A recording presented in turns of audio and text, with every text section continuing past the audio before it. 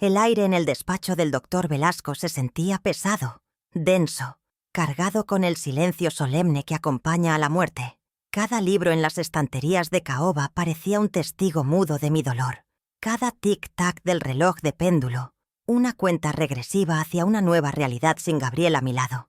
Estaba sentada frente al escritorio, con las manos entrelazadas sobre mi regazo, intentando encontrar fuerzas en el recuerdo de su sonrisa. El doctor Velasco, un amigo más que un abogado, carraspeó suavemente, preparándose para leer las últimas voluntades de mi esposo. Pero justo cuando sus labios se abrieron, la puerta se abrió de golpe, con una violencia que hizo temblar los cristales. Y allí estaban ellos, mis dos hijos, Alfonso y Tomás, con sus esposas, entrando como una ráfaga de viento helado que extinguía la última vela de mi compostura. No venían a consolar a su madre viuda, venían a reclamar su botín, con los ojos brillantes de codicia. La expresión de Alfonso era dura, una máscara de impaciencia que no se molestaba en ocultar. Detrás de él, Tomás evitaba mi mirada, como si una pizca de vergüenza aún luchara por sobrevivir en su interior. Pero era una batalla perdida. Sus esposas, Marina y Beatriz, flanqueaban a mis hijos como dos aves de rapiña, con susurros venenosos y miradas que me medían, que calculaban cuánto tiempo más sería yo un obstáculo. «Mamá, dejemos los sentimentalismos para después», dijo Alfonso, su voz resonando en el silencio respetuoso. «El doctor Velasco tiene cosas más importantes que hacer. Vayamos al grano. ¿Qué nos dejó papá?» Cada palabra fue una bofetada, un golpe que me recordaba que para ellos, la muerte de su padre no era una pérdida, sino una transacción financiera. El dolor en mi pecho se agudizó, transformándose en una herida fría y profunda, observada por el único amigo que me quedaba en esa sala, Ignacio Velasco, que había conocido a mis hijos desde que eran niños y correteaban por su oficina. Los miró con una decepción tan palpable que casi pude tocarla. Intentó intervenir, con esa calma que siempre lo caracterizaba. «Alfonso, por favor, un poco de respeto. Tu madre está de luto», dijo, pero su voz fue ahogada por la arrogancia de mi hijo mayor. «Respeto es lo que nos dará la seguridad que papá construyó. Llevamos años esperando este momento, ayudándolo a levantar ese imperio. Es nuestro derecho saber qué nos corresponde», espetó, señalando los papeles sobre la mesa. No hablaba de un legado de amor, ni de los valores que Gabriel y yo nos esforzamos por inculcarles. Hablaba de ladrillos, de cuentas bancarias, de un imperio que, en su mente, ya les pertenecía por completo. Me sentí tan pequeña, tan insignificante, una simple espectadora en el reparto de mi propia vida.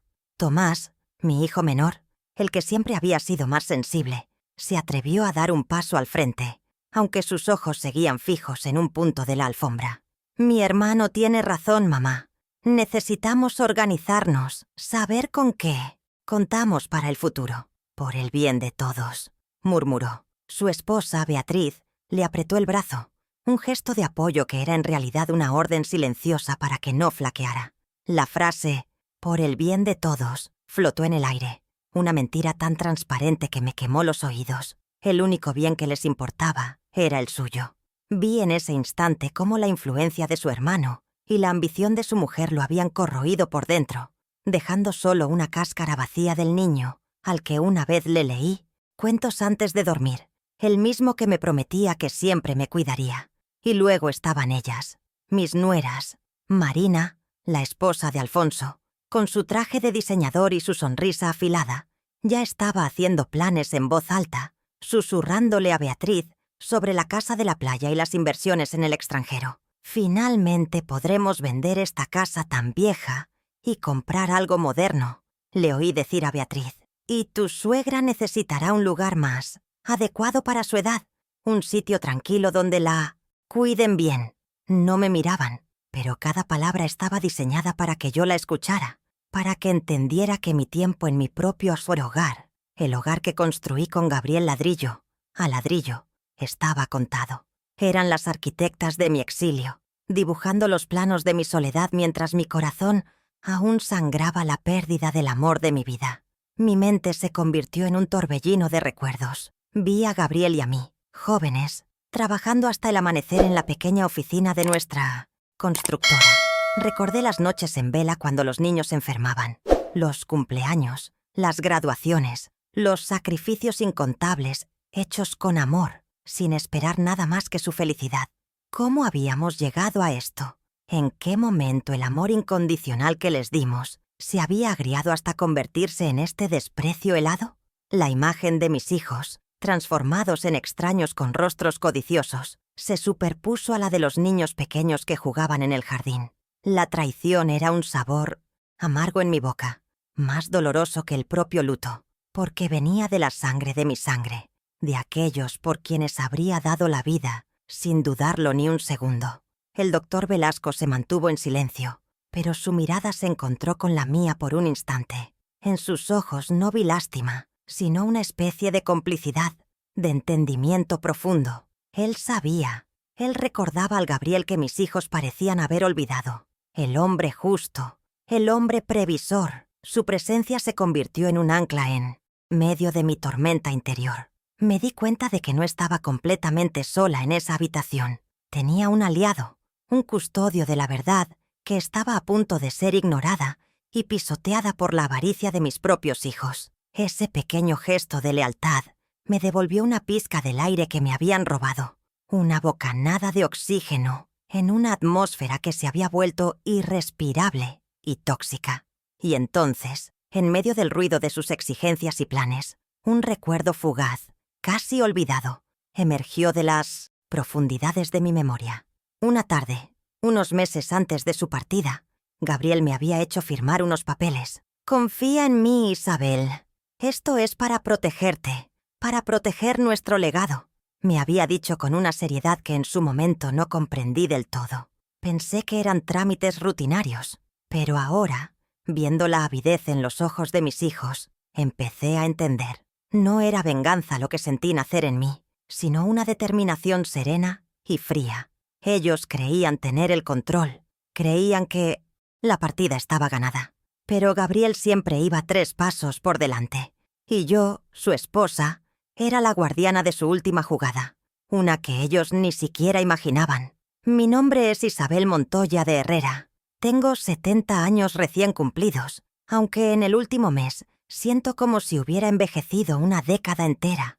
El título de viuda es una prenda que todavía no sé cómo llevar. Me pesa en los hombros, me aprieta el corazón y me recuerda a cada instante la mitad de mí que se ha ido para siempre. Vivo en la misma casa que Gabriel y yo construimos, no con dinero, sino con sueños y con el polvo del trabajo en nuestras manos. Ahora, sus pasillos, que antes resonaban con las risas de nuestros hijos y el eco de nuestras conversaciones, se han llenado de un silencio denso y expectante. Un silencio que mis propios hijos quieren llenar con el ruido de las excavadoras y los contratos de venta, sin entender que cada ladrillo de este hogar está impregnado de nuestra historia. Mi rutina se ha convertido en un ancla frágil para no naufragar en la tristeza. Me levanto al alba, como siempre, y por un instante de bendita amnesia, pongo a calentar agua para 2 tazas de café. Es el aroma del café recién hecho lo que me devuelve a la realidad, a la taza solitaria que me espera en la mesa de la cocina. Después, me dedico al jardín. Gabriel decía que mis manos tenían el don de hacer florecer la vida, y ahora cuido de sus rosales como si estuviera cuidando de su memoria. Riego cada pétalo, quito cada mala hierba, y en ese diálogo silencioso con la tierra, encuentro una paz efímera. Organizar sus fotografías y papeles se ha vuelto otra tarea, una forma de tocar nuestro pasado y de buscar en sus ojos la fuerza que necesito para el presente. Siempre he sido una mujer de naturaleza pacificadora, alguien que prefería ceder en una discusión antes que romper la armonía del hogar. Gabriel era el roble fuerte, y yo era el agua que nutría sus raíces, flexible pero constante. Crecí creyendo que la amabilidad era una fortaleza, no una invitación a que te pasaran por encima. Mis hijos, en su exitoso mundo de negocios agresivos y balances trimestrales, han confundido mi gentileza con debilidad, mi silencio con sumisión. Creen que soy una reliquia de un tiempo pasado, una mujer dócil a la que pueden manejar como a una pieza más en su tablero de ajedrez. No se dan cuenta de que el agua, con el tiempo suficiente, es capaz de erosionar la roca más dura y resistente. La soledad, esa compañera indeseada, se ha instalado en el sillón favorito de Gabriel y me observa desde el otro lado de la habitación. Es mi mayor vulnerabilidad. El eco de mis propios pasos en la casa, vacía a veces, es tan abrumador que tengo que encender la televisión solo para oír voces humanas. Y por supuesto, mi amor por mis hijos, a pesar de todo, a pesar de la crueldad de sus actos, siguen siendo los niños a los que acuné en mis brazos. Ese amor incondicional es la grieta en mi armadura, el punto débil que ellos conocen y que no han dudado en explotar para su propio beneficio. Saben que una parte de mí siempre querrá perdonarlos, y es en esa esperanza mía donde ellos afilan sus cuchillos con más ahínco. Pero bajo esta apariencia de abuela frágil, hay una fuerza que mis hijos nunca se molestaron en conocer. Durante 40 años, no fui solo la esposa de Gabriel Herrera, fui la administradora general de Construcciones Herrera. Mientras Gabriel diseñaba y supervisaba las obras, yo estaba en la oficina, lidiando con proveedores, negociando con bancos, revisando cada contrato y balanceando cada libro contable, hasta el último céntimo. Conozco el negocio familiar desde sus cimientos, no solo los de hormigón, sino también los financieros. Ellos me veían como un mueble más de la oficina, la madre que les llevaba un café, sin imaginar que yo conocía cada número, cada estrategia y cada secreto de la empresa que ahora reclaman como suya. Nuestra vida juntos, la de Gabriel y la mía, fue una sociedad en el más puro sentido de la palabra. Él era el soñador, el que veía un edificio majestuoso en un terreno baldío. Yo era la realista, la que se aseguraba de que los cimientos fueran lo suficientemente profundos para soportar el peso de sus sueños. Nunca necesitamos levantar la voz. Nos entendíamos con una mirada, con un gesto. Él valoraba mi opinión por encima de la de cualquier ingeniero o asesor financiero. Tú eres el corazón y el cerebro de esta empresa, Isabel, me decía. Yo solo pongo los ladrillos. Esa validación, ese respeto incondicional, es el legado que él me dejó. Un tesoro mucho más valioso que cualquier propiedad o cuenta bancaria. El dolor por la pérdida de Gabriel es una niebla espesa que a veces me impide ver el camino. Sin embargo, la escena en el despacho del doctor Velasco fue como un relámpago que, por un instante, iluminó todo el paisaje. La humillación, la falta de respeto no solo hacia mí, sino hacia la memoria de su padre, encendió algo dentro de mí. No es un deseo de venganza. Eso sería rebajarme a su nivel. Es un anhelo de justicia. Una necesidad imperiosa de honrar a mi esposo y de enseñarles a mis hijos una lección que el dinero no puede comprar. La lección sobre la gratitud, el respeto y la dignidad. La madre conciliadora ha empezado a comprender que hay batallas que no se pueden evitar, batallas que hay que librar para proteger lo que es sagrado. Esta casa es mucho más que un activo inmobiliario. Es el museo de nuestra vida. En la pared de la cocina todavía está la marca a lápiz de la última vez que medimos la altura de Tomás. En el viejo piano del salón, mis nueras aprendieron a tocar sus primeras notas, guiadas por mi paciencia. Cada árbol del jardín fue plantado para celebrar un nacimiento o un aniversario. Mis hijos y sus esposas caminan sobre estos recuerdos sagrados, con zapatos sucios, viendo solo metros cuadrados y potencial de mercado. Quieren arrancarme de mis raíces, trasplantarme a una maceta aséptica de un asilo, sin comprender que un árbol viejo no sobrevive a un trasplante tan brutal. Me miro en el espejo y veo lo que ellos ven. Una anciana de pelo plateado, con arrugas que trazan el mapa de una vida larga y manos manchadas por la tierra del jardín. Un ser aparentemente inofensivo. Y he decidido usar esa imagen a mi favor. Dejaré que me subestimen, que me crean confundida y superada por la situación. Les permitiré avanzar con sus planes, moviendo sus piezas con arrogancia, mientras yo, en silencio, comienzo a posicionar las mías en el tablero. Su mayor error no es su codicia, es su ceguera. No pueden ver la fuerza que se esconde detrás de la fragilidad, la mente aguda que se oculta tras una sonrisa amable. Y esa ceguera será su perdición. Durante 50 años mi identidad estuvo definida por otros. Fui la esposa de Gabriel, la madre de Alfonso y Tomás. Ahora, en esta soledad impuesta, el universo me está obligando a recordar quién es simplemente Isabel, la mujer que estudió contabilidad por las noches mientras criaba a sus hijos, la negociadora implacable que conseguía los mejores precios para la constructora, la compañera que amó y fue amada con una devoción absoluta. La humillación que sufrí no fue un final, fue un despertar. Me están forzando a reclamar mi propio nombre, mi propio poder, y lo haré. No por odio hacia ellos, sino por amor a todo lo que Gabriel y yo construimos juntos. ¿Y tú? ¿Qué habrías hecho en mi lugar? Cuéntamelo en los comentarios. Si quieres escuchar más historias como esta, suscríbete y acompáñame. Mi familia, lo que queda de ella, se compone de 2 ramas que crecieron del mismo tronco, pero que ahora dan frutos muy distintos. Tengo 2 hijos, como ya saben. Alfonso, el mayor, es un ingeniero de renombre, con un ego tan grande como los edificios que diseña. Tomás, el pequeño, es un consultor de inversiones, un mago de los números que, irónicamente, ha perdido la cuenta de lo que realmente importa en la vida. Ambos están casados y me han dado nietos, 4 en total, pequeños luceros a los que apenas me permiten ver. Mis hijos viven en residencias lujosas, en barrios donde el silencio se compra y la felicidad se exhibe. Se han olvidado del pequeño barrio obrero donde crecieron, del sonido de los niños jugando en la calle y del olor a pan recién hecho que impregnaba nuestra modesta casa.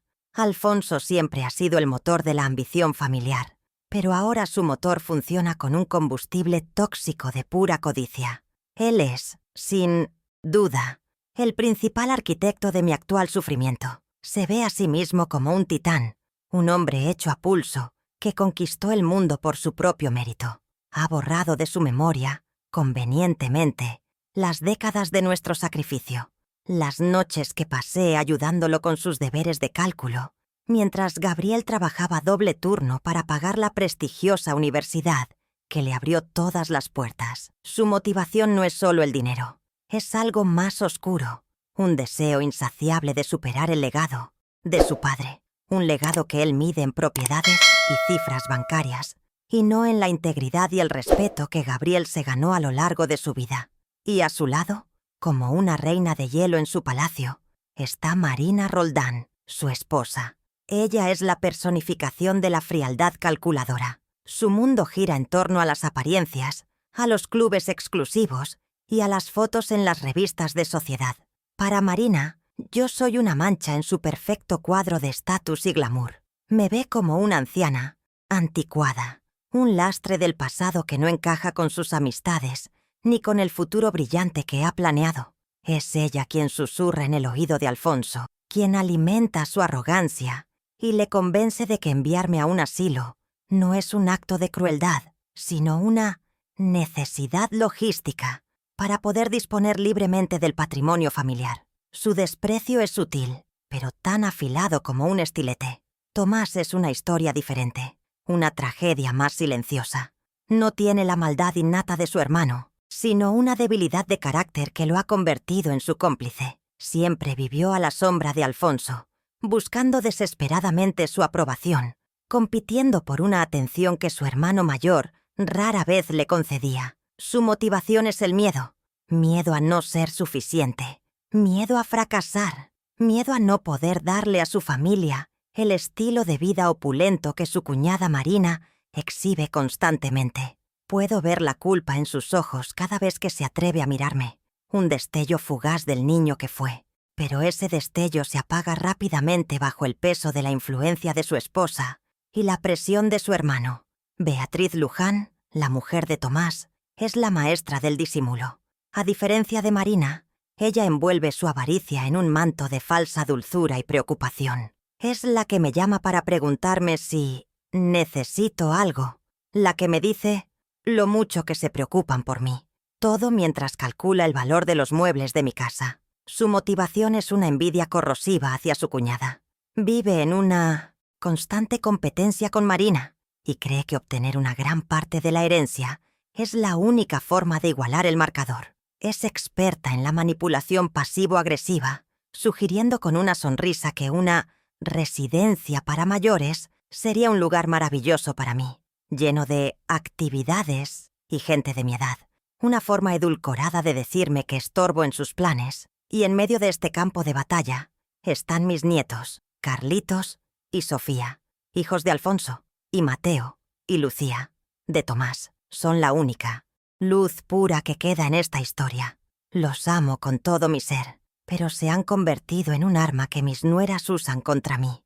Las visitas son escasas, programadas y siempre supervisadas, como si yo fuera una extraña peligrosa. Me los traen cuando quieren pedir un favor o para mantener una fachada de familia feliz en alguna fecha señalada. Me duele en el alma ver cómo les enseñan que el valor de las cosas es más importante que el valor de las personas, cómo los están moldeando a su imagen y semejanza, distanciándolos del amor incondicional que una abuela anhela dar. No siempre fuimos esta familia rota. Recuerdo con una claridad dolorosa los domingos en esta misma casa, con el olor a estofado llenando el aire, Gabriel jugando al fútbol con los niños en el jardín y yo sintiendo que mi felicidad era completa. El cambio fue gradual, una infección lenta que se fue extendiendo. A medida que sus cuentas bancarias crecían, también lo hacía la distancia emocional. Empezaron las críticas, sutiles, que la decoración de la casa era anticuada, que mis métodos de crianza eran de otra época. Dejaron de pedir consejo para empezar a dar órdenes, tratándome no como la matriarca de la familia, sino como una empleada a la que había que dirigir y, finalmente, despedir. El punto de inflexión, antes de la debacle final en el despacho del abogado, fue la celebración de las bodas de oro de Gabriel y mías. Hace un par de años, organizamos una pequeña fiesta en casa, con la misma sencillez y amor que había caracterizado nuestra vida. Ellos llegaron tarde, visiblemente incómodos, y se fueron temprano. Alfonso hizo un comentario sarcástico sobre el vino que servimos, un poco rústico para su paladar. Dijo: «Marina ni siquiera probó mi pastel», diciendo que tenía demasiada azúcar. Fue una tarde de pequeños desprecios, de humillaciones veladas que se clavaron en el corazón de Gabriel. Esa noche, cuando todos se fueron, lo vi mirar su casa, su familia, con una tristeza infinita. Creo que fue entonces cuando comprendió la verdadera naturaleza de nuestros hijos y empezó a trazar su plan para protegerme. Nuestra historia, la de Construcciones Herrera, no empezó en una oficina con vistas panorámicas, sino en la pequeña mesa de nuestra cocina. Gabriel dibujaba planos en servilletas de papel y yo llevaba las cuentas en un viejo cuaderno de contabilidad. Durante los primeros años, trabajábamos 18 horas al día, él en las obras, cubierto de polvo y cemento, y yo en casa, con un teléfono en una mano mientras mecía la cuna de Alfonso con la otra. No éramos jefe y empleada, éramos socios, guerreros luchando codo a codo por un sueño que tenía la cara y el futuro de nuestros hijos. Cada ladrillo que poníamos, cada contrato que conseguíamos, estaba impregnado del sudor de nuestro esfuerzo y la esperanza de darles a ellos lo que nosotros nunca tuvimos. Cada peso que ganábamos se dividía en dos, una parte para las necesidades básicas y la otra para la caja de los sueños, que era como llamábamos a la cuenta de ahorros para la educación de los niños. Renuncié a tantas cosas que perdí la cuenta. Los vestidos que veía en los escaparates, las pequeñas joyas que otras mujeres lucían, las vacaciones en la playa. Recuerdo haber llevado los mismos zapatos durante 3 inviernos seguidos, remendando las suelas con cartón para que Alfonso y Tomás pudieran estrenar los suyos al empezar el colegio. No lo sentía como un sacrificio, sino como una inversión de amor. Estaba tejiendo un futuro para ellos con los hilos de mis propias renuncias, y cada puntada la daba con una sonrisa. La decisión de matricularlos en un colegio privado bilingüe fue un salto al vacío para nosotros. Las cuotas mensuales eran casi la mitad de nuestros ingresos. Gabriel estaba a punto de rendirse.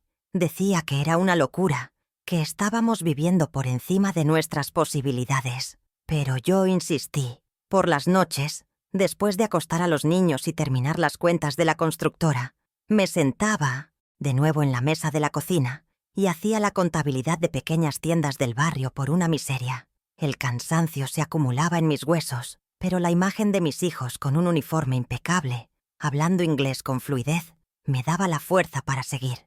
Quería regalarles el mundo, y el idioma era la primera llave. El día que los enviamos a la universidad en el extranjero fue la culminación de todos nuestros esfuerzos. Para pagarlo, hipotecamos esta misma casa, el hogar que habíamos tardado 20 años en pagar por completo. El mismo hogar que ahora consideran un simple activo a liquidar. Recuerdo el nudo en la garganta al abrazarlos en el aeropuerto, viendo cómo se alejaban hacia un futuro brillante que nosotros habíamos comprado con nuestra propia seguridad. Durante esos años nuestra dieta se volvió más frugal. Los lujos desaparecieron por completo, pero nuestros corazones estaban llenos de orgullo. Cada diploma que colgaron en sus paredes tenía un precio invisible, un precio pagado con nuestras noches de insomnio y nuestra austera despensa. Mi rol en la empresa siempre fue subestimado por ellos. Me veían como la ayudante de papá. No sabían que cuando la crisis económica de los 90 casi nos lleva a la quiebra, fui yo quien pasó noches enteras renegociando las deudas con los bancos y los plazos con los proveedores. Mientras Gabriel, desesperado, pensaba en venderlo todo, yo encontré la manera de mantenernos a flote, de proteger el patrimonio que con tanto esfuerzo habíamos levantado. Fui la estratega silenciosa, la socia sin título que nunca pidió reconocimiento ni un aumento de sueldo, porque mi única paga era ver a mi familia segura y próspera. Mi nombre no estaba en la puerta de la oficina, pero estaba en cada cálculo que salvó a la empresa. Pero los sacrificios no fueron solo económicos. Fui la confidente de sus penas de adolescencia, la enfermera de sus gripes, la mediadora en sus peleas. Absorbí sus miedos para que ellos pudieran ser valientes. Me tragué mis propias lágrimas para poder secar las suyas. Renuncié a mis amistades, a mi tiempo libre, porque ser madre y pilar de la empresa era un trabajo de 24 horas al día. Celebré sus éxitos como si fueran míos, porque, en cierto modo, lo eran. Cada uno de sus logros era una medalla que yo me colgaba en el alma, la prueba de que todo el esfuerzo había valido la pena. Mi felicidad era un reflejo de la suya, una ecuación que, tristemente, no funcionaba en sentido contrario. El contraste entre lo que dimos y lo que ahora pretenden hacer es un abismo que me parte el alma. Cuando Alfonso quiso fundar su propia firma de ingeniería, fuimos nosotros quienes le dimos el capital inicial, sin pedirle un solo papel a cambio. Cuando Tomás perdió una fortuna en una mala inversión bursátil, fue Gabriel quien cubrió sus deudas para que Beatriz y sus hijos no perdieran su casa. Siempre fuimos su red de seguridad, el puerto seguro al que volver en cada tormenta. Estábamos tan ocupados en sostenerlos, en empujarlos hacia arriba, que no nos dimos cuenta de que ellos, en lugar de construir sus propias escaleras, simplemente nos estaban usando como peldaños para su ascenso. Hay un recuerdo que ahora me atormenta por su amarga ironía. Para pagar un carísimo curso de especialización para Tomás en Suiza, tuve que vender un collar de perlas que había sido de mi madre, mi única conexión tangible con ella. En aquel momento, lo hice sin dudar, convencida de que estaba invirtiendo en su porvenir. Tomás me lo agradeció con un abrazo rápido y una promesa de que algún día me compraría uno 10 veces más valioso. Nunca lo hizo. Hoy, al ver su rostro impasible mientras planea mi futuro en un asilo, el fantasma de ese collar se me aparece, no como un símbolo de mi amor, sino como el emblema de mi ciega y mal recompensada devoción. Y aquí está el resultado final de nuestra vida de trabajo. 2 hijos exitosos, hombres que la sociedad admira, con familias que parecen sacadas de una revista. Tienen todo lo que el dinero puede comprar. Les dimos las herramientas para construir un imperio, y lo hicieron. Pero en el proceso, se olvidaron de construir un corazón, de cultivar un alma. Nuestro único fracaso fue ese. Les enseñamos a ser ricos, pero no a ser buenos hombres. Les dimos todo, y al tenerlo todo, sintieron que no nos debían nada. La paradoja es cruel. El éxito que nosotros forjamos para ellos fue precisamente lo que los destruyó moralmente y los alejó de nosotros para siempre. A cambio de una vida entera de dedicación, He recibido una colección de desprecios, llamadas telefónicas que duran menos de 2 minutos, felicitaciones de cumpleaños por mensaje de texto y, finalmente, la daga de la humillación en el despacho de un abogado. Me ofrecieron todo su amor a cambio de mi sacrificio, y ahora que ya no tengo más que darles, me ofrecen un exilio discreto y la liquidación de mis recuerdos. La balanza de la justicia familiar está tan rota que es un milagro que no se haya hecho añicos. Les entregué un reino, y ellos me pagan con el destierro. Una transacción que ni el más hábil de los consultores de inversión, como mi hijo Tomás, podría justificar. Gabriel siempre fue un hombre previsor, un ajedrecista que pensaba 10 jugadas por adelantado. Unos meses antes de su partida, cuando la enfermedad ya había empezado a robarle las fuerzas, pero no la lucidez, tuvimos una de nuestras conversaciones nocturnas en el porche, envueltos en el aroma de los jazmines. Hablaba del futuro, pero no con la emoción de quien planea, sino con la serena aceptación de quien se despide. Me habló de su preocupación por el rumbo que estaban tomando nuestros hijos, de cómo el dinero los había endurecido, haciéndolos sordos a los valores que habíamos intentado enseñarles. El dinero es una herramienta, Isabel, me dijo, su voz un susurro en la oscuridad.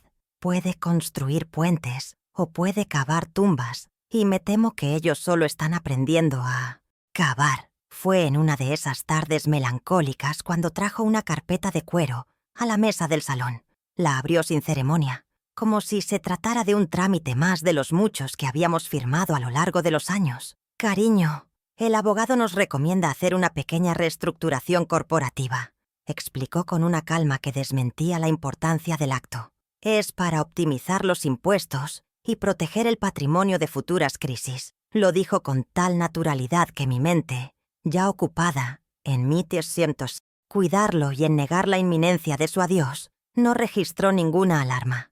Vi los papeles llenos de cláusulas y jerga legal que nunca entendí del todo, pero confiaba en él ciegamente. Mi única preocupación en ese momento era la fragilidad de su mano guiando la mía para firmar. Recuerdo haber visto un nombre en la cabecera de los documentos.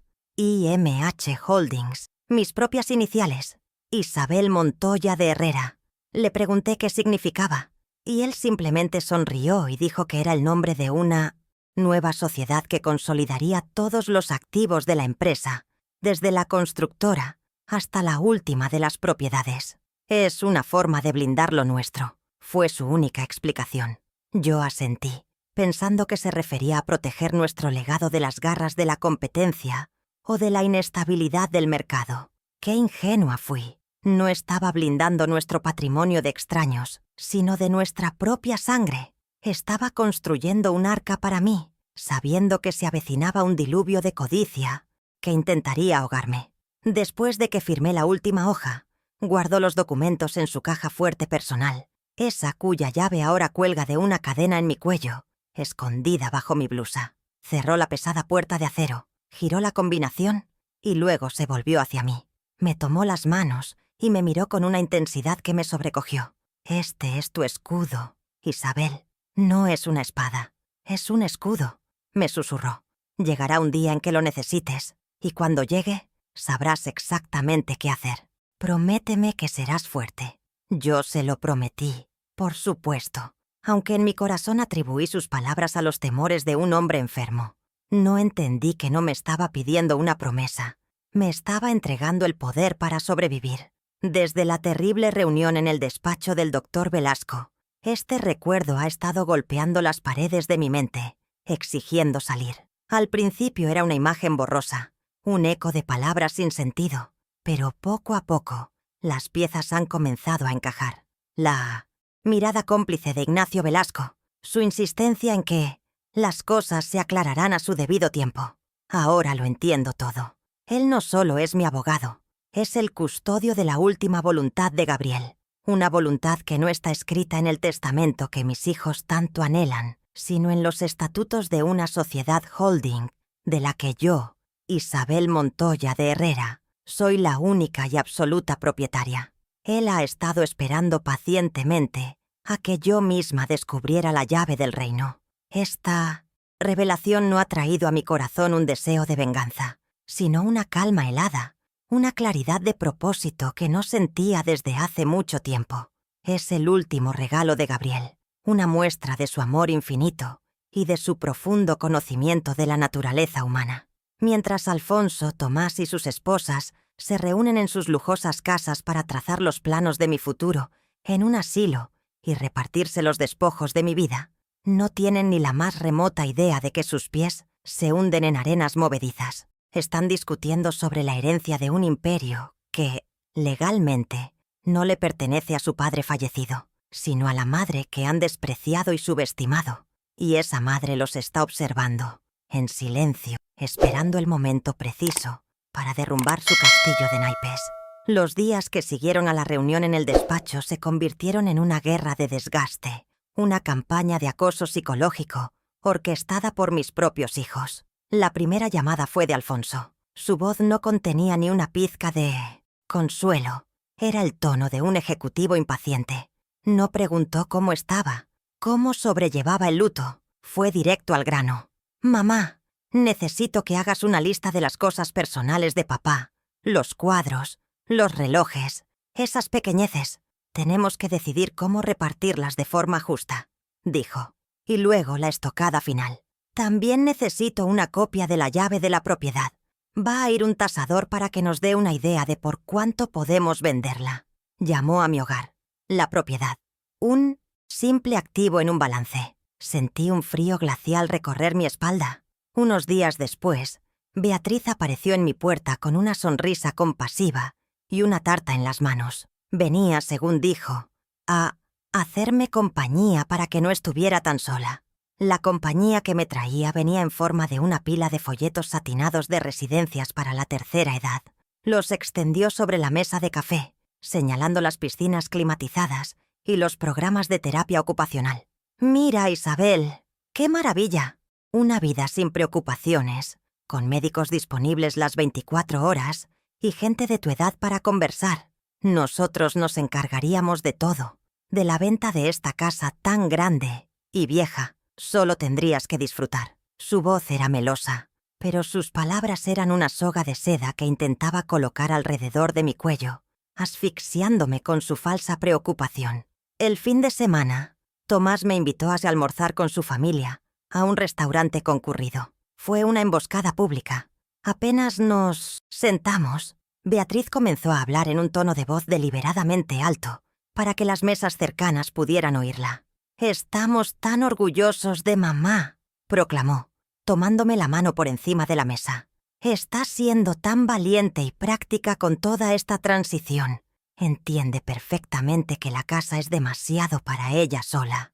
Me vi atrapada. Si la contradecía, crearía una escena bochornosa. Si guardaba silencio, estaría aceptando su versión de los hechos. Opté por el silencio, una decisión que me supo a ceniza en la boca.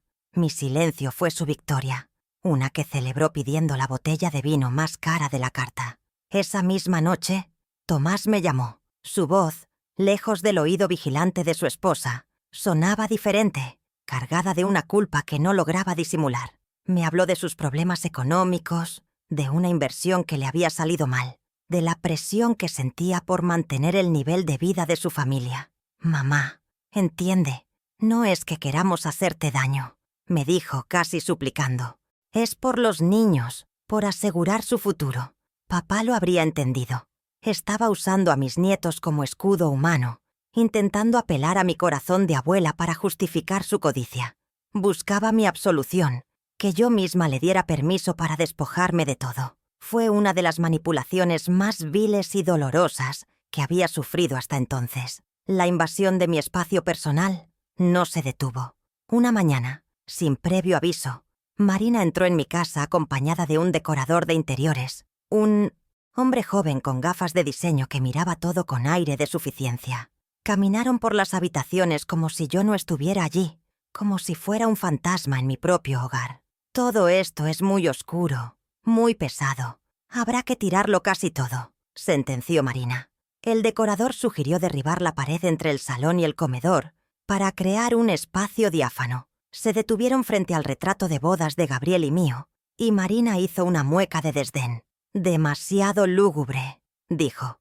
No va con el estilo que buscamos. No estaban redecorando una casa.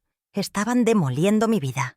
La humillación privada pronto se convirtió en un espectáculo público. En el mercado del barrio, me encontré con Elena, una amiga de toda la vida. Su mirada estaba llena de una lástima que no comprendí al principio. «Isabel, querida», me contó Alfonso que finalmente te has decidido a vender la casa. Me dijo en voz baja. «Haces bien. Un sitio tan grande es una carga. Me alegro de que tus hijos te estén cuidando tanto y te busquen un lugar más apropiado». Sentí que el suelo se abría bajo mis pies. No solo planeaban mi exilio, sino que ya estaban reescribiendo la historia para el público, presentándose como hijos devotos y a mí como una anciana desvalida. Me estaban aislando, cortando mis lazos con la comunidad para que mi voz no tuviera dónde resonar. Luego, la agresión se volvió oficial. Recibí un sobre con el membrete de un bufete de abogados, que no era el de Ignacio Velasco. Dentro, una carta, redactada por el abogado personal de Alfonso, me instaba a firmar un poder notarial general a su favor. El documento le daría control absoluto sobre todos mis bienes y decisiones. La justificación era agilizar la gestión del patrimonio familiar en estos momentos difíciles. El lenguaje era deliberadamente complejo, intimidante, diseñado para una mujer de 70 años que ellos creían ingenua y fácil de asustar. Era un intento de golpe de Estado, un intento de anularme legalmente y convertirme en una mera espectadora de mi propio expolio. Mi negativa a firmar ese documento desató la furia de Alfonso. Me llamó por teléfono y por primera vez en su vida me gritó. Desapareció el hijo. Solo quedaba un hombre enfurecido por ver frustrados sus planes. Me acusó de ser una egoísta, de no pensar en el futuro de mis nietos, de aferrarme a un pasado que ya no existía. Y entonces lanzó la amenaza velada, la más cruel de todas. Mamá, el dolor te está haciendo perder la cabeza. Si no colaboras, tendremos que buscar otras vías legales para protegerte de ti misma. La palabra incapacitación no fue pronunciada, pero flotó en el aire entre nosotros, venenosa y helada. Quería declararme loca para poder robarme impunemente. Mi 70º cumpleaños llegó en medio de esta tormenta. Ellos insistieron en organizar una celebración en la casa de Alfonso. Fue el cumpleaños más triste de mi vida. No hubo alegría, solo la tensión de una reunión forzada. Mis nietos me entregaron una caja grande, envuelta en un papel lujoso. Dentro, un álbum de cuero con el logo de Serenidad Dorada, la más cara de las residencias de los folletos de Beatriz. Era un plan de un año, todo pagado.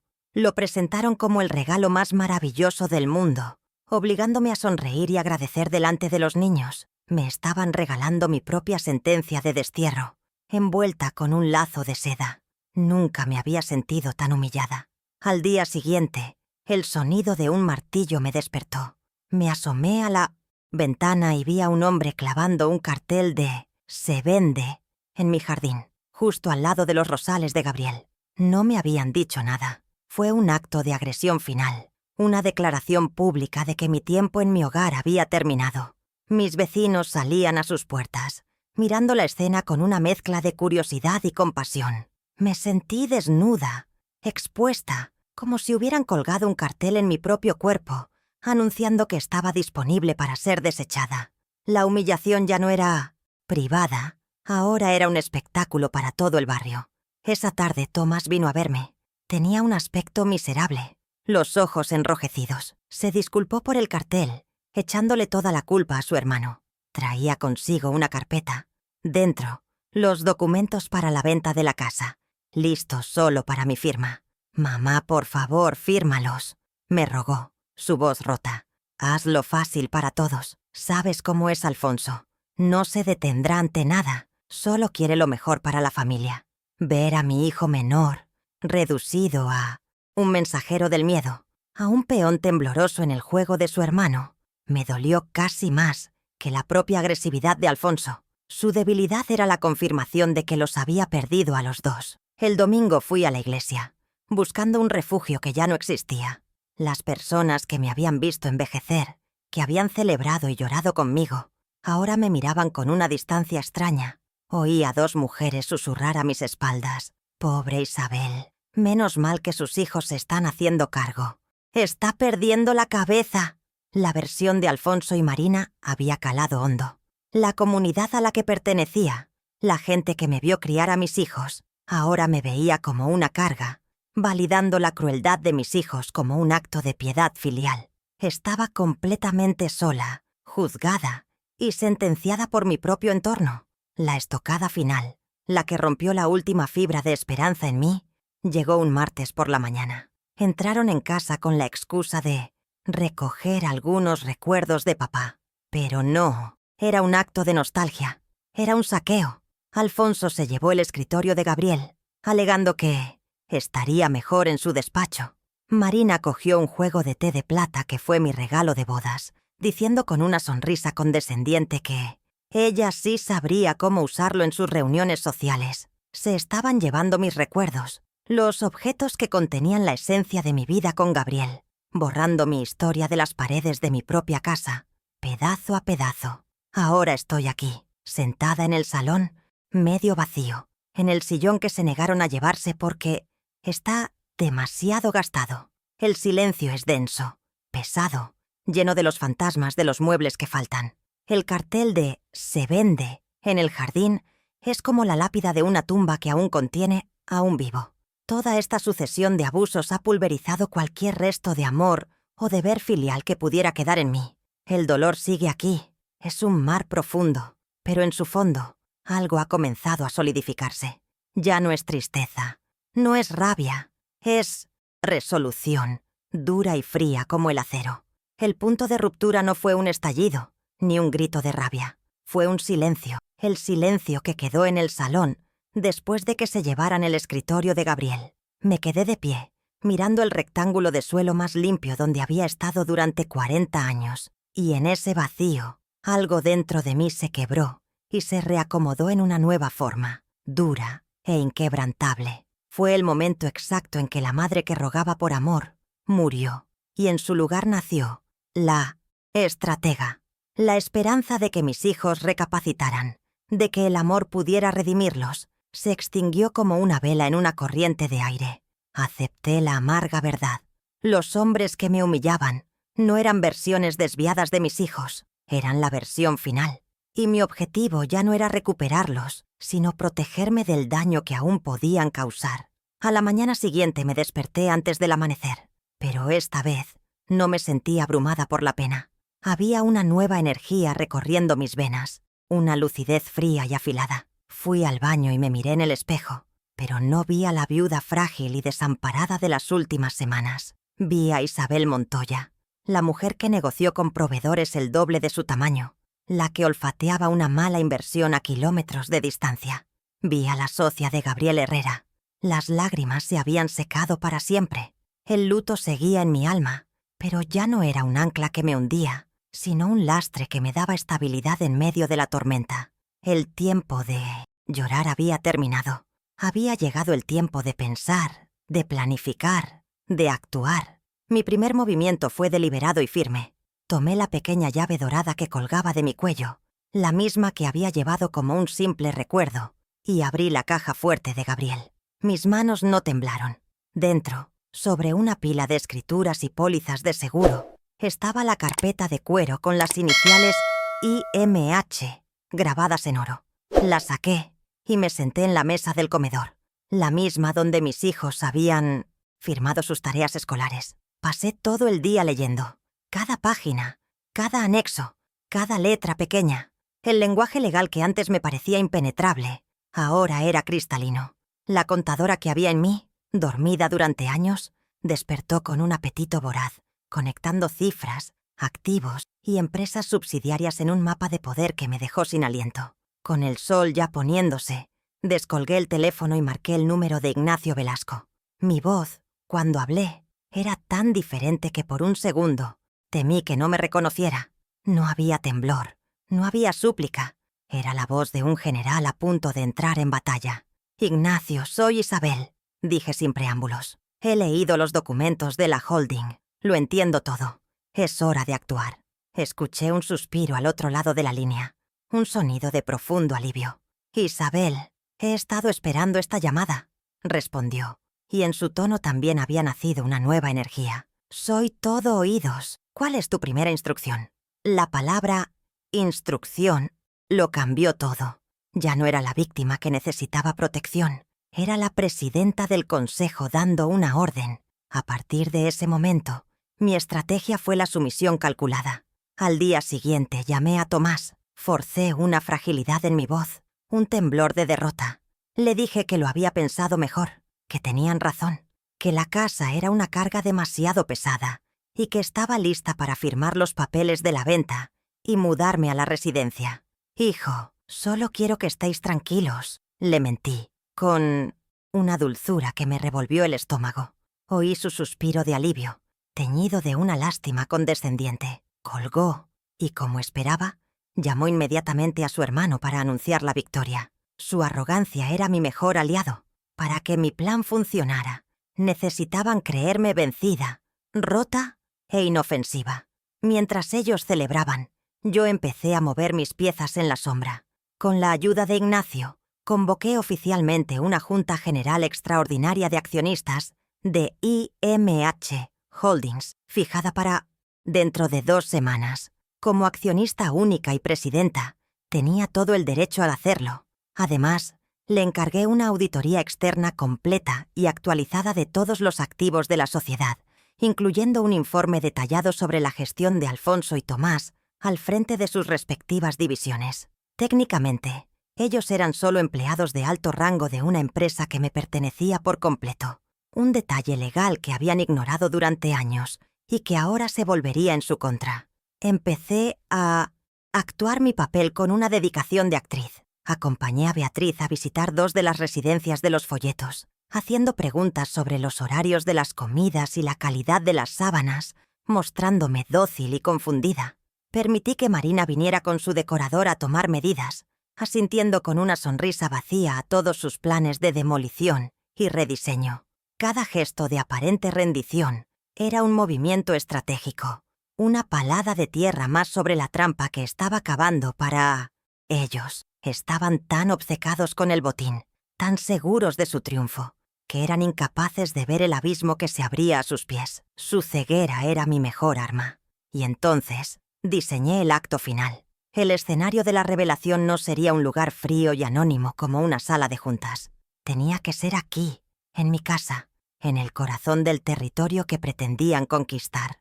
Decidí organizar una cena de despedida para el fin de semana siguiente. Los invitaría a todos, bajo el pretexto de celebrar mi nueva etapa y firmar los últimos papeles de la venta en un ambiente familiar y relajado. Sería su última cena en la casa que creían suya. Brindarían por su victoria en la misma mesa, donde yo serviría el plato más amargo de sus vidas. Una lección de respeto y justicia que jamás podrían olvidar. Mis días se convirtieron en una obra de teatro. De cara a mis hijos y sus esposas, yo era una mujer resignada, empacando mi vida en cajas de cartón. Llenaba una caja con viejos álbumes de fotos, otra con la ropa de invierno que ya no necesitaría, y dejaba las cajas a la vista, como prueba de mi sumisión. Hablaba de la residencia Serenidad Dorada, con una melancolía que ellos confundían con aceptación. Pero cuando colgaba el teléfono o cerraba la puerta tras sus visitas, me transformaba. La viuda frágil desaparecía y emergía la presidenta del consejo de IMH Holdings. Mi verdadero trabajo comenzaba por las noches, a la luz de una lámpara, estudiando los informes preliminares que Ignacio me enviaba en sobres discretos. La primera mini revelación llegó en un sobre manila. Era la auditoría preliminar de las cuentas de la constructora, la división que dirigía Alfonso. Los números contaban una historia de descaro y abuso. Fines de semana en hoteles de lujo para él y Marina, cenas en restaurantes con estrellas Michelin, incluso las cuotas de un club de golf exclusivo. Todo estaba cargado a la cuenta de la empresa, bajo el epígrafe de gastos de representación. Estaba usando la compañía que su padre y yo construimos como su cajero automático personal. Al ver las facturas, las pruebas irrefutables de su deslealtad, no sentí rabia, sentí una fría confirmación. Mi decisión estaba justificada. Decidí que era hora de dar el primer golpe, una advertencia silenciosa. Siguiendo el protocolo que Ignacio y yo habíamos trazado, llamé al señor Jiménez, el gerente del banco que llevaba las cuentas principales de la empresa desde hacía más de 20 años. Un hombre que me recordaba de la oficina, siempre respetuoso. Con voz serena y firme, me presenté no como la viuda de Gabriel, sino como la presidenta del consejo de IMH Holdings. Le informé que, con efecto inmediato y según los estatutos de la sociedad, cualquier transacción, cargo o transferencia superior a 1.000 euros requería mi autorización personal por escrito. Hubo un silencio al otro lado. Y luego un «Por supuesto, señora Herrera, lo que usted ordene». Había cerrado el grifo. La reacción no se hizo esperar. Esa misma tarde, mi teléfono sonó con una estridencia que delataba la urgencia. Era Alfonso. Estaba gritando, tan furioso que apenas se le entendía. «Mi tarjeta ha sido rechazada. Marina está en medio de la joyería. Hemos pasado una vergüenza terrible. ¿Qué demonios está pasando en el banco?». Me esforcé por sonar confundida, una viejecita superada por el mundo moderno. «Ay, hijo, no lo sé. Con la tecnología de ahora, estas cosas pasan. ¿Por qué no los llamas tú? Yo de esas cosas ya no entiendo nada». Escuché un gruñido y luego el sonido del teléfono al ser estrellado contra su base. Fue la primera grieta en su armadura de arrogancia, la primera vez que probaba el sabor de la impotencia. Fue una victoria pequeña, lo sé, pero me supo a gloria. Ver cómo su propio sistema de poder y dinero se volvía en su contra, aunque fuera por un instante, me dio una fuerza inmensa. ¿No te parece increíble cómo las personas que se creen tan poderosas se desmoronan cuando se les quita su juguete más preciado? Me encantaría saber si alguna vez te pasó algo parecido. La segunda parte del plan se centró en Tomás. La auditoría de su consultora de inversiones, una subsidiaria de mi holding, reveló lo que yo ya sospechaba. No había un robo descarado como en el caso de Alfonso, sino algo quizás peor, una imprudencia temeraria. Para impresionar a sus clientes ricos, Tomás estaba realizando inversiones de altísimo riesgo, casi al borde de la especulación ilegal, poniendo en grave peligro el capital de la empresa. No era un tiburón de las finanzas, como le gustaba presumir. Era un pez pequeño nadando en aguas infestadas de depredadores y estaba a punto de ser devorado, arrastrando el buen nombre de su padre con él.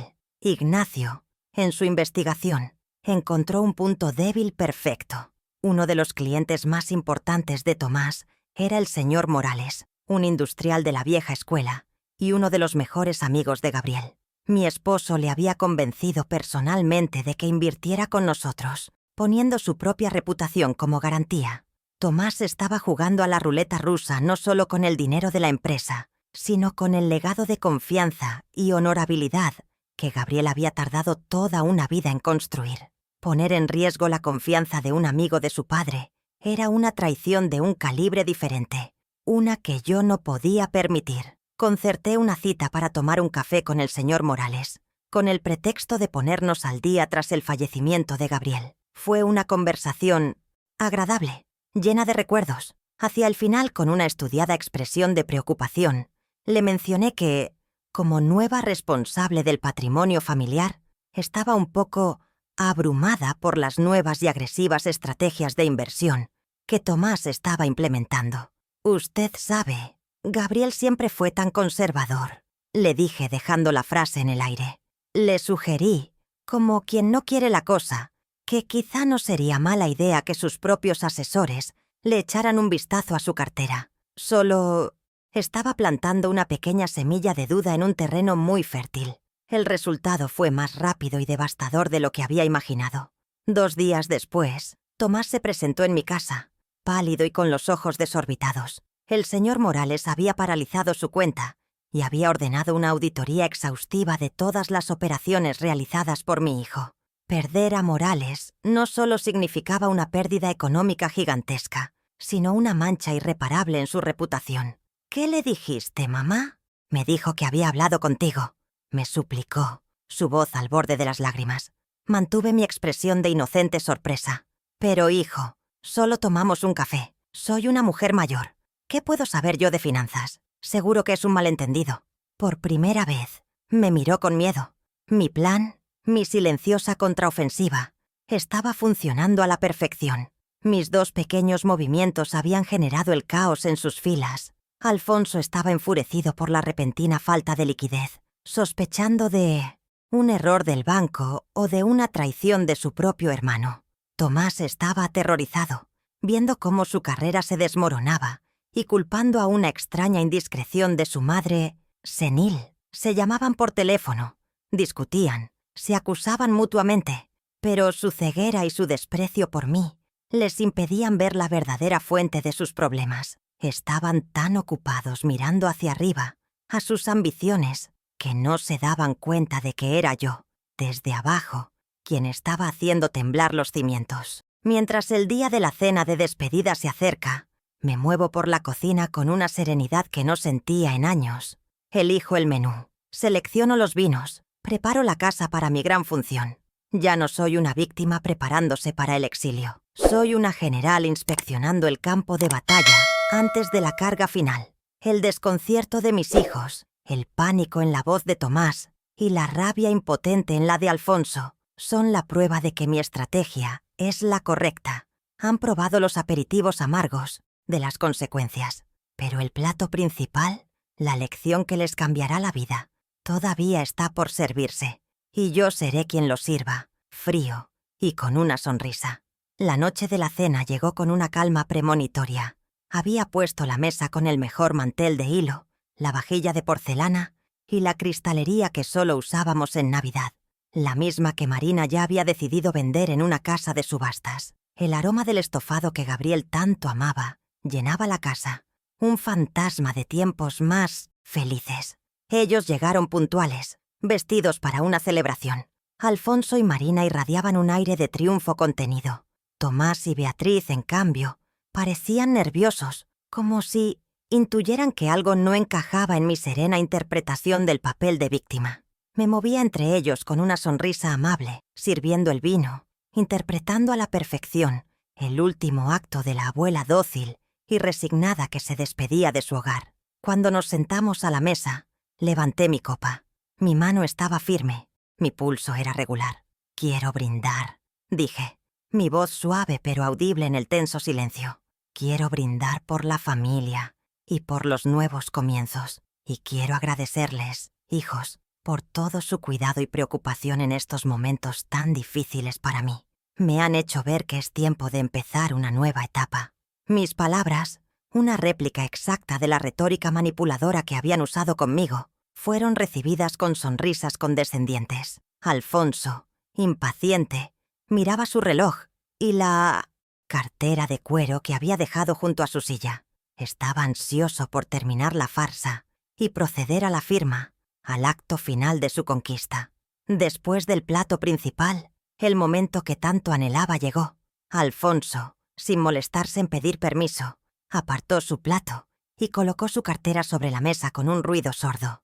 La abrió y extrajo una carpeta llena de documentos. «Bueno, mamá, la cena ha estado deliciosa, pero tenemos que terminar con esto», dijo con tono ejecutivo. Deslizó el contrato de venta de la casa frente a mí y me ofreció una pluma estilográfica. «Solo tienes que firmar aquí, en la línea de puntos, y todos podremos seguir adelante con nuestras vidas». Todas las miradas se clavaron en mí.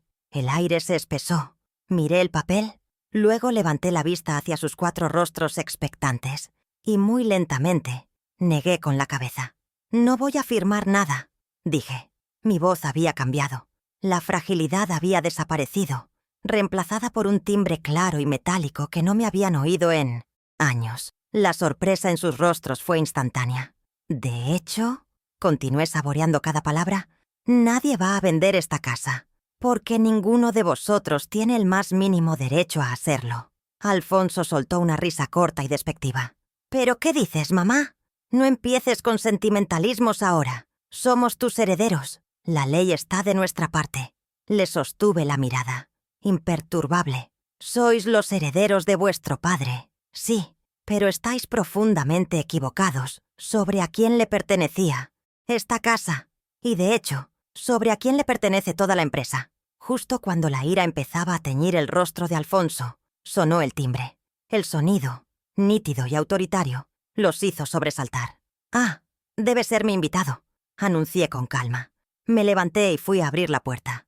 Allí, de pie en el umbral, estaba Ignacio Velasco, vestido con un traje oscuro y sosteniendo su propia cartera de cuero. Su presencia en mi casa, a estas horas, era una anomalía tan grande que el ambiente en el comedor se congeló por completo. Mis hijos y sus esposas lo miraron entrar como si hubieran visto a un fantasma. La velada familiar había terminado.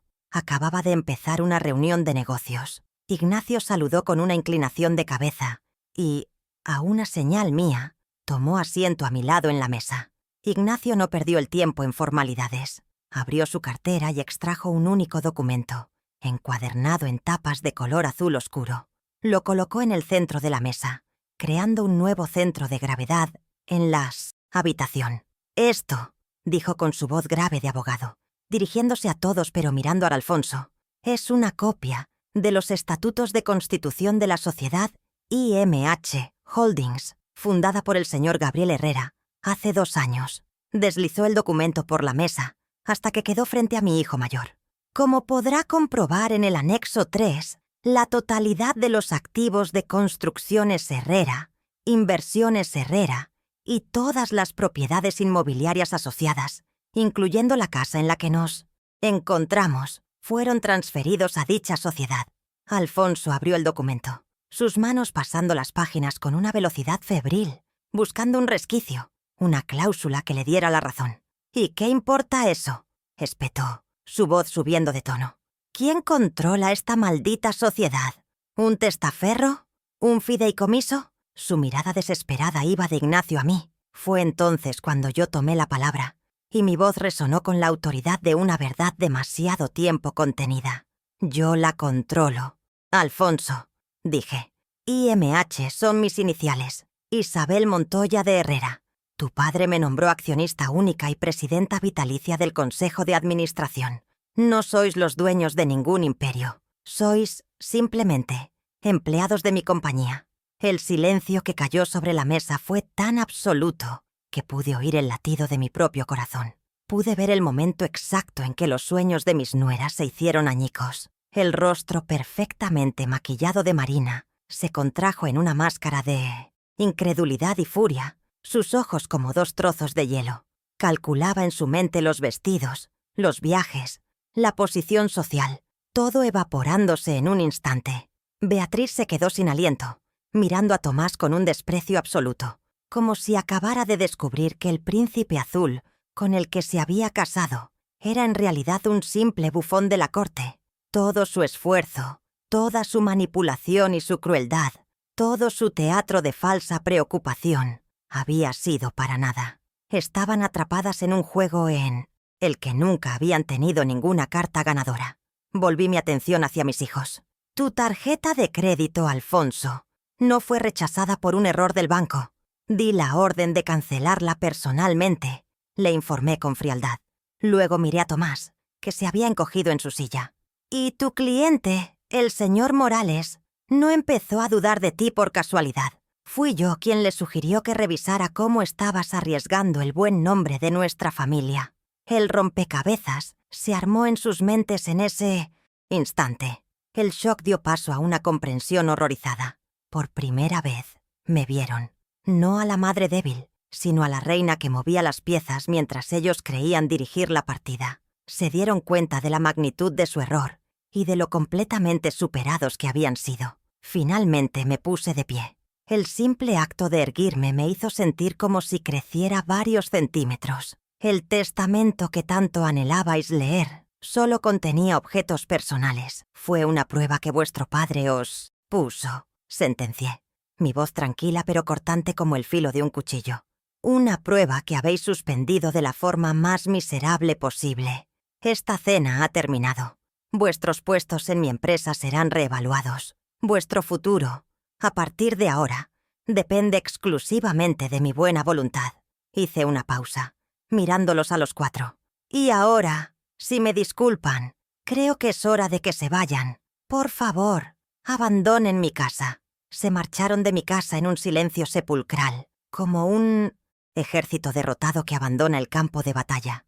No hubo gritos, ni súplicas, ni insultos, solo el peso aplastante de la revelación. Una verdad tan contundente que les había robado las palabras. Los observé desde el umbral, viendo cómo subían a sus coches de lujo, que de repente parecían carrozas fúnebres. El chirrido de los neumáticos de Alfonso al arrancar fue el único sonido que rompió la quietud de la noche, una nota de rabia impotente. Cuando cerré la puerta, apoyé la espalda en la madera sólida y respiré hondo. Por primera vez en meses, el aire que llenaba mis pulmones no sabía a pena ni a miedo, sabía a libertad. La casa, mi casa, volvía a ser un santuario. Las consecuencias para ellos no tardaron en llegar, y fueron tan implacables como sus propias ambiciones. Al día siguiente, a través de un comunicado oficial de Ignacio, Alfonso fue destituido de su cargo como director de la constructora. Le ofrecí un puesto de jefe de obra en un proyecto pequeño, en una ciudad lejana, con un sueldo y unos beneficios drásticamente reducidos. Su humillación fue total. Marina, cuya identidad entera se basaba en el estatus y el dinero de su marido, vio cómo su mundo social se derrumbaba. Tuvieron que vender su mansión y mudarse a un apartamento modesto. Sus amigos dejaron de llamar. La vergüenza se convirtió en su sombra, en la compañera inseparable que ahora compartía su cama. El destino de Tomás fue igualmente aleccionador. Su consultora de inversiones, manchada por la imprudencia y la casi segura pérdida de su cliente principal, fue disuelta. Absorbí sus activos y cerré la empresa. A él le ofrecí un puesto de contable en la oficina principal de la holding, un trabajo de escritorio bajo la estricta supervisión del director financiero que yo misma había nombrado. Pasar de ser un gurú de las finanzas a un simple tenedor de libros fue un golpe del que su ego difícilmente se recuperaría. Beatriz, enfrentada a toda la perspectiva de una vida sin lujos, empezó a mostrar su verdadera cara, culpando a Tomás por su debilidad y su fracaso. Su matrimonio, construido sobre cimientos de avaricia, comenzó a agrietarse. Mientras ellos descendían, yo renacía. Asumí la presidencia activa de IMH Holdings con una energía que me sorprendió a mí misma. Cada mañana iba a la oficina que había sido de Gabriel y sentía que su espíritu me acompañaba y aprobaba mis decisiones. Reorganicé la cúpula directiva, rodeándome de profesionales competentes y leales, ascendiendo a viejos empleados que mis hijos habían marginado. Descubrí que los 40 años de administración silenciosa me habían preparado para esto. La empresa, bajo mi mando, no solo creció en beneficios, sino también en integridad. Empecé a invertir en proyectos sociales, creando un legado que iba más allá del dinero. Mi primera acción como dueña de mi vida fue arrancar con mis propias manos el cartel de «Se vende» de mi jardín. Fue un acto catártico, el símbolo de mi victoria silenciosa. No vendí la casa, la reconquisté. Empecé una pequeña remodelación, no para borrar el pasado, sino para honrarlo y darle nueva vida. Volví a llamar a mis viejas amigas, organicé meriendas en el porche y cenas en el jardín. La casa dejó de ser un mausoleo de recuerdos para convertirse en el vibrante corazón de mi nueva existencia, un faro de resiliencia que demostraba que nunca es tarde para florecer de nuevo, incluso después del invierno más crudo. Pasaron 6 meses antes de que volvieran a buscarme. Solicitaron una reunión formal y los recibí en la sala de juntas de la empresa, no en mi casa. El espacio, deliberadamente impersonal, marcaba la nueva dinámica de nuestra relación. Eran 2 hombres visiblemente cambiados, con la arrogancia borrada de sus rostros por el ácido de la humildad forzada. Me ofrecieron una disculpa. Hablaron de la codicia, del mal consejo de sus esposas, del desprecio que me habían mostrado. Escuché en silencio, analizando cada palabra, cada gesto. Buscaba en sus ojos el arrepentimiento genuino por el dolor causado, no solo el lamento por las consecuencias sufridas. Y aunque vi vergüenza, no estaba segura de ver una verdadera redención. Por eso, mi perdón fue condicionado. No podía ofrecerles una absolución total. Eso habría sido traicionar la memoria de Gabriel y mi propia dignidad. En su lugar, Les ofrecí un camino. Les asigné una modesta paga mensual, suficiente para vivir con decencia, pero sin ningún lujo.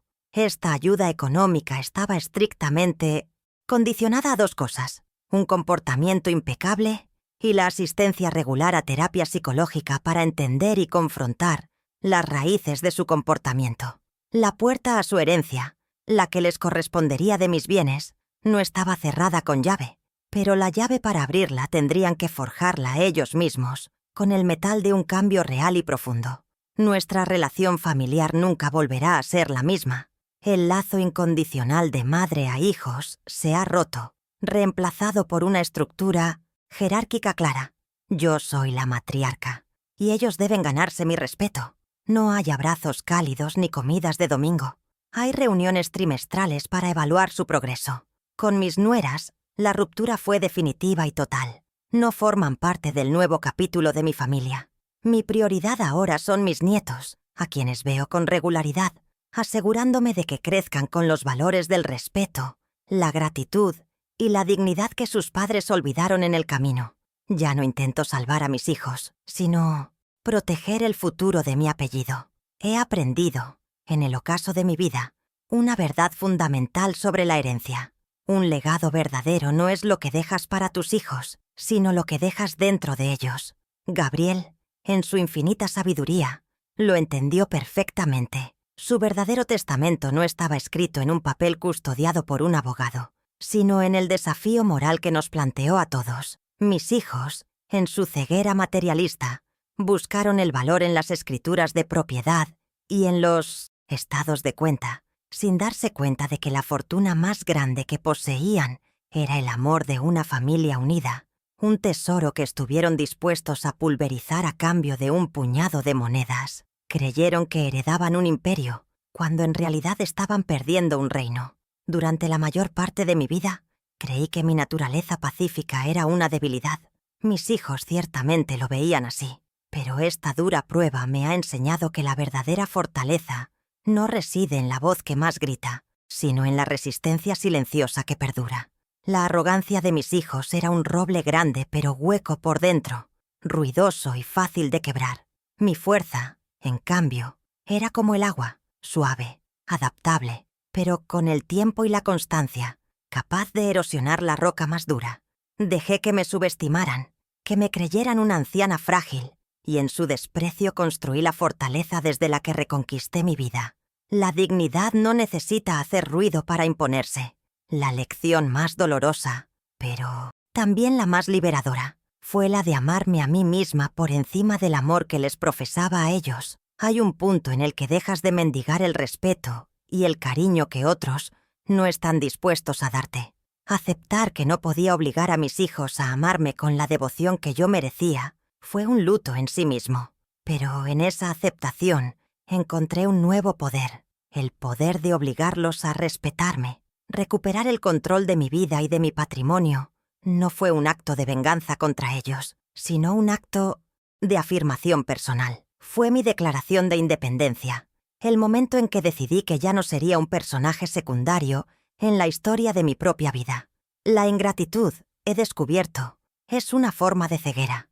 Mis hijos lo tenían todo: educación, oportunidades, un colchón financiero que los protegió de sus propios errores. Pero les faltaba la gratitud, esa lente que permite ver el verdadero valor de lo que se posee. La falta de un corazón agradecido convirtió su éxito en soberbia y su riqueza en un desierto espiritual.